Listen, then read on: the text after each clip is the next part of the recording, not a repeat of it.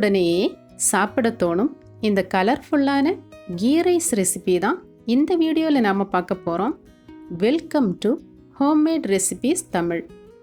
இந்த வீடியோ பார்க்குறதுக்கு முன்னாடி நம்ம சேனலை புதுசாக பார்க்கக்கூடியவங்க கண்டிப்பாக சப்ஸ்கிரைப் பண்ணுங்கள். வீடியோ பிடிச்சிருந்தா மறக்காமல் லைக் பண்ணுங்கள். உங்களோட கருத்துக்களை கமெண்ட் பண்ண மறந்துடாதீங்க. இப்போ வாங்க இந்த ரெசிபி எப்படி செய்கிறதுன்னு பார்க்கலாம். இந்த கீ ரைஸ் ரெடி பண்ணுறதுக்காக ஃபஸ்ட்டு அரிசி அளந்தெடுக்கலாம். 3 கப் அளவுக்கு பாஸ்மதி ரைஸ் எடுத்து அளந்து ஒரு பாத்திரத்தில் வச்சுருக்கேன். இனி இதை நல்லா சுத்தமாக கழுவிட்டு அரை மணி நேரம் தண்ணியில் ஊற வைக்கலாம்.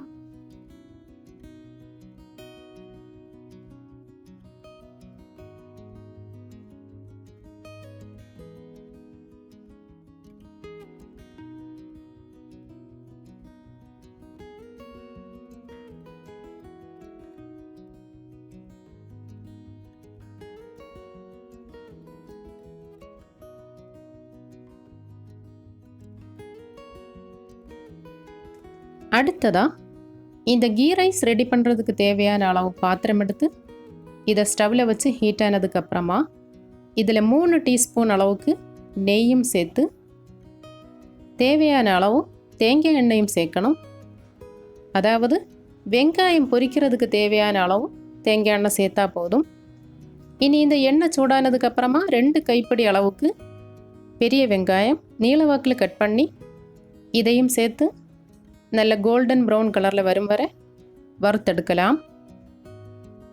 இந்த வெங்காயம் கிட்டத்தட்ட 200 கிராம் அளவுக்கு இருக்கும்.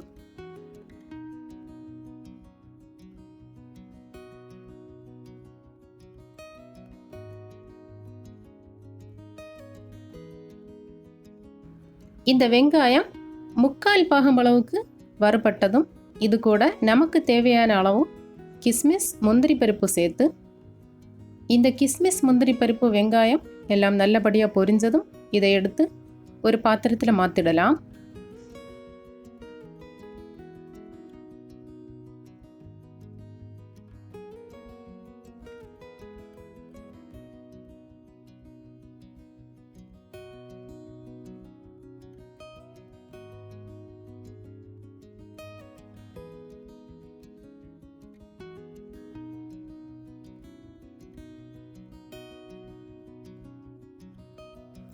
இனி அடுத்ததாக இந்த கீ ரைஸ் தாளிக்கிறதுக்கு தேவையான அளவு தேங்காய் எண்ணெய் இது கூட சேர்த்து இந்த எண்ணெய் லைட்டாக சூடானதும் இது கூட ஸ்பைசஸ் சேர்க்கலாம். 5 ஏலக்காய், ஒரு சின்ன துண்டு கருவாப்பட்டை, ஒரு பே லீஃப், 5 கிராம்பு, கொஞ்சமாக ஷாஜீரா, கொஞ்சமாக ஜாதி பத்திரியும் சேர்த்து லைட்டாக வதக்கி விட்டுட்டு ஒரு சின்ன துண்டு ரம்பையில் 3 பச்சை மிளகாய், 2 கைப்பிடி அளவுக்கு பெரிய வெங்காயம் நீளவாக்கில் கட் பண்ணி எல்லாத்தையும் சேர்த்து நல்லபடியாக வதக்கி விடலாம்.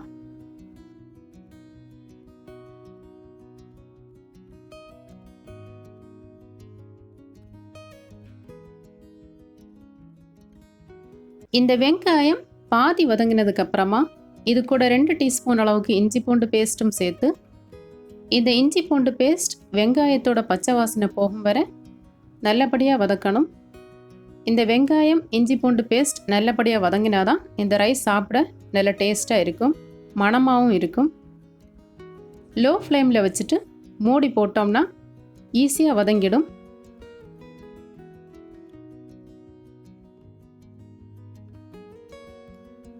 வெங்காயம் இஞ்சி பூண்டு பேஸ்ட் எல்லாம் இதே போல் நல்லபடியாக வதங்கி நல்ல மணம் வந்ததுக்கப்புறமா இது கூட 3 கப் அரிசிக்கு 6 கப் அளவுக்கு நல்ல கொதிக்கிற தண்ணி இது கூட சேர்க்கணும்.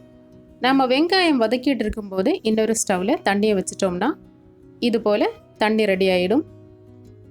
கொதிக்கிற தண்ணி சேர்க்கும்போது ஈஸியாக கொதி வந்துடும். இனி இதில் தேவையான அளவு உப்பும் சேர்த்து ஒரு கேரட்டும் சின்ன சின்ன துண்டாக கட் பண்ணி சேர்த்துருக்கேன். இது கூட ஒரு கைப்பிடி அளவுக்கு புதினாவும் சேர்த்து கலக்கி விட்டுட்டு இந்த தண்ணியை கொதிக்க விடலாம். இந்த தண்ணி உடனே கொதி வந்துடும். நம்ம கொதிக்கிற தண்ணி சேர்த்துருக்கோம். தண்ணி இது போல் நல்லா கொதிக்க ஆரம்பித்ததும் நம்ம கழுவி ஊற வச்சுருந்த இந்த பாஸ்மதி ரைஸை இது கூட சேர்க்கணும்.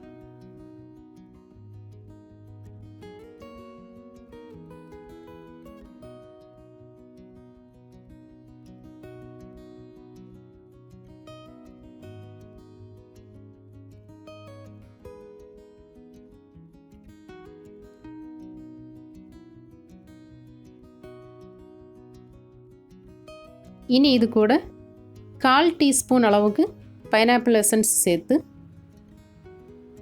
கொஞ்சம் மிக்ஸ் பண்ணி விட்டுட்டு மூடி போட்டு வேக விடலாம்.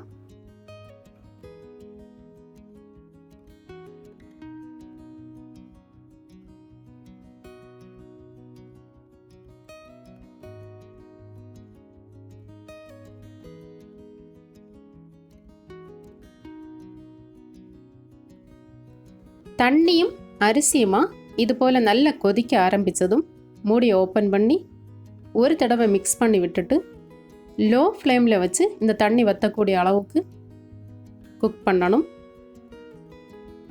இந்த தண்ணி ஃபுல்லாக வற்றினதுக்கப்புறமா மூடியை ஓப்பன் பண்ணி இந்த ரைஸை ஒரு தடவை மிக்ஸ் பண்ணி விட்டுட்டு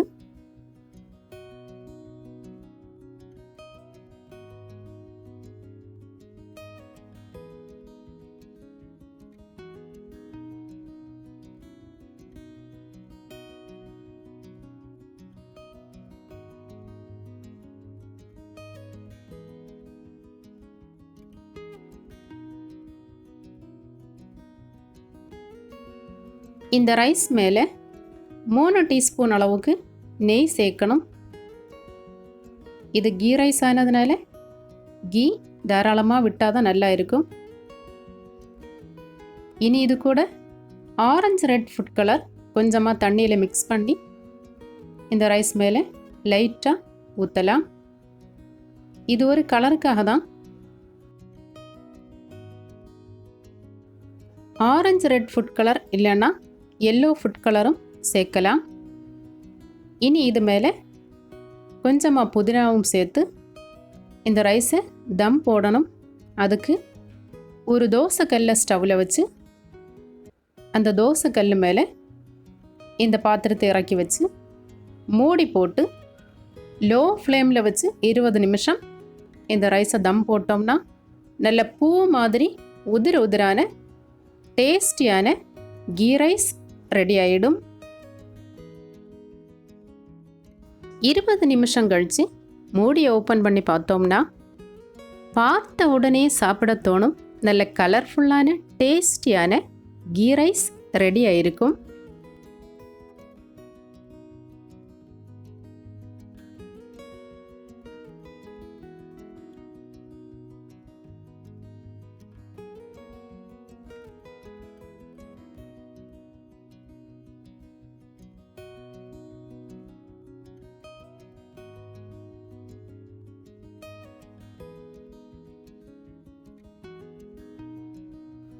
இனி இந்த ரைஸ் மேலே நாம் பொரிச்சு வச்சுருந்த வெங்காயம், முந்திரி பருப்பு, கிஸ்மிஸ் சேர்த்து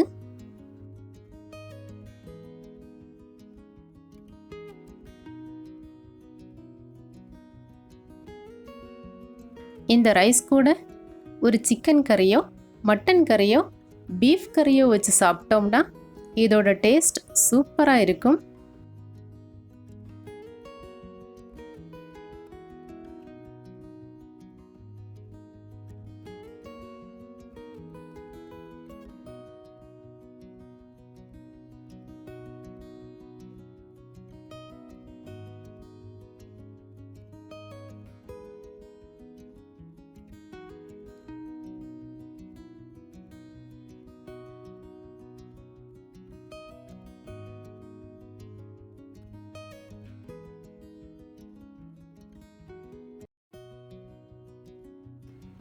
இந்த ரெசிபி உங்களுக்கு பிடிச்சிருந்ததுன்னா மறக்காமல் லைக் பண்ணுங்கள்.